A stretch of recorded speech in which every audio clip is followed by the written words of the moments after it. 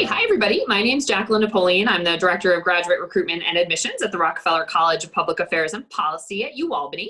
And we're here today with Dr. Jennifer Dodge. She's an Associate Professor in the Department of Public Administration here at Rockefeller.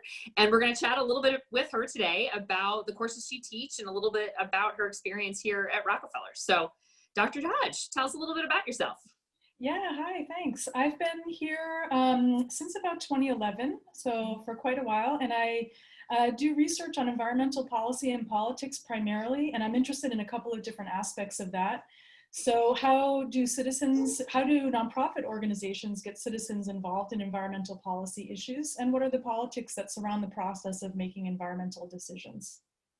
Very cool. So what are the courses you're teaching currently and over the course of a typical school year? Yeah, so I teach classes on inequality in public policy and nonprofits and social transformation. So that's how do nonprofit organizations get involved in social change. And we use a lot of environmental cases in that class. And I also teach sometimes I teach our PAD 500 class, which is one of our introductory classes to public administration. What's your favorite course to teach and why? Yeah, I love teaching inequality in public policy, and I think it's because students bring to that class really deeply felt concerns that they have about some of the inequalities that we see in our society and how they can begin to address those. And what I love about it is that I teach them how to think differently about those issues, to really get to grips with what is the essential problem that we're talking about here when we think about this issue. So for example, immigration issues and how people are treated in the immigration system. And then how do we use that more crisp understanding of the problem to actually begin to think about solutions, including how do you not just design good policy, we talk about that, but also how do you design policy that's going to get through the political system when there might be opposition to the kind of policy that you're talking about. So it's very rooted in a deep understanding of the politics of policy issues as well. So what is it that sort of keeps you engaged and motivated, not only to teach, but in your field, and what kind of keeps you excited about your research? Yeah, I'm really motivated by the kinds of problems that we see out there. We need to, a lot of my research is on the environmental field and on environmental problems, and I bring those into my class.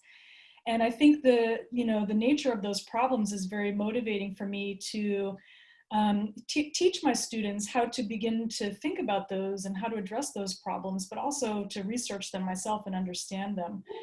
So just knowing that they're pressing issues that we need to address as a society is very motivating for me. And also that I can have an impact on how students think about that so that they can be more successful in actually finding solutions to those problems, as they're taking internships or, when they move into the work world after their classes or even while they're taking classes. So tell us a little bit about the environmental policy and politics concentration within the NPA. Yeah, so once students finish the core, they can take a concentration in environmental policy that begins with one main course that they take on environmental policy and politics. And that class gives them a really good foundation because it covers the institutional context within which environmental policy gets made. So we look at the different agencies that are involved at the federal level, state level, at the local level, and even some at the international level. Although the focus is quite national, we do also touch on international institutional arrangements. But then we also look at the history of environmental policy in the US, looking at the National Environmental Policy Act and the Environmental Protection Agency at the federal level, and the rules and regulations that have evolved since that was founded in the 1970s. And then once students take that class, they have a wide range of options that they can focus on depending on their own interests. We have classes on energy policy that they can take. There's a class on international environmental policy that they can take, which really looks at the international institutional environment and how nations can cooperate on environmental issues, especially climate change. Mm-hmm. But they can also take classes in the planning department to learn how to, for example, engage in community processes at the local level to address environmental issues, or they can take environmental economics in the economics department.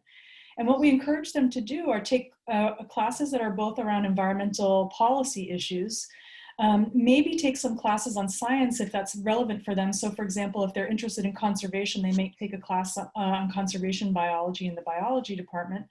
And then they might take classes that have more to do with the politics. So for example, if they're interested in environmental advocacy, they might take the class that I teach on nonprofits and social change, where they learn about advocacy and some great examples of environmental advocacy. So depending on where they want to go, they can specialize across a broad range of options. Is there a specific thing that a strong student brings to the classroom in some of your classes? Like what does that look like for you? A student who sort of is, this student's really going to do well. What are some of the traits that they might have? Yeah, you know, I'm actually really inspired by the work that students are already doing when they come to the program. I think some of the, some of the things that they bring that are really important for a successful student is that they're actually dedicating time to their studies and really investing the time to do the work in the classes, to think, carefully about some of the things that we're studying, but also to connect with their professors and to connect with their other classmates, to maybe bounce off ideas that they're learning in the classroom and to discuss those and engage those both in the classroom and outside of the classroom. And I think, of course, with their advisor, they learn how to prepare themselves to take the more advanced classes that they take when they finish the core and move into their concentration. So we help also to prepare students to be successful, but I think they can bring, their commitment to learning. That's a really, that really goes a long way to helping students be successful, is just to be committed to the learning process and to engage with their classmates and engage with other faculty. Is there an example that you can think of a particular project or policy question or answer that students answered that was particularly striking to you, that you said, wow, these students really took this and went with it?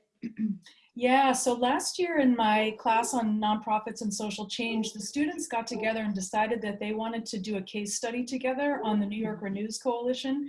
This is a really impressive coalition in New York State that's been building a broad-based coalition of people in the environmental justice movement, mainstream environmental organizations, labor unions, faith-based organizations. So it's really broad-based. And the students got together and decided they wanted to study how that collaboration was able to pass really transformative legislation in New York State around climate change and climate justice. And they went out and they just invested a tremendous amount of work in interviewing people, doing background research. They talked to legislators who were involved, they talked to community people who were involved.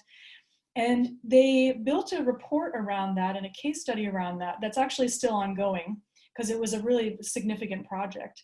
But they built some really important lessons about how do you do this broad-based kind of coalition work to create transformative legislation that's going to have a broad base of support in the political arena. And so they learned some amazing lessons about that, and they were able to write that up in this report. And so I was just really impressed with how they not only understood the policy issues, they really developed a good grasp of the policy issues that were going on and who was against that issue and who was for it, but also went really in depth to understand how this coalition was operating and why it was able to bring together such a broad base of organizations, mostly nonprofit organizations, and but also others, to create policy that had a chance of actually passing. And this was a long-term effort on the part of this coalition to do this work. So they understood the background and the years of work that it took to actually build up to getting this kind of change passed. And it was just an impressive piece of work and an impressive effort. Oh, that's great to hear. So sort of one final question, as students are thinking about attending graduate school, what's a piece of advice or two that you would give a prospective student as they come into your program? Yeah, I would say it's really important, and it might sound silly, but it's really important to make sure that you have a space at home where you can do your work. I would say clear out a space to do that. And I think this is especially important right now when many people are living at home with, extended families and so on. Do you have a quiet space where you can actually sit down and get your work done? I would also say, follow your passion. Figure out what it is that you're really passionate about. If you don't know, take classes that are going to help you figure that out. And if you do know, follow your passion and figure out how to do what it is that you want to do. And, your professors and our staff can be really helpful with kind of figuring that out and refining that. I think those are two of the most important things. Yeah. Great. Thank you so much, Dr. Dodge. I really appreciate you taking the time with us today, and enjoy the rest of the semester. Thank you. You too.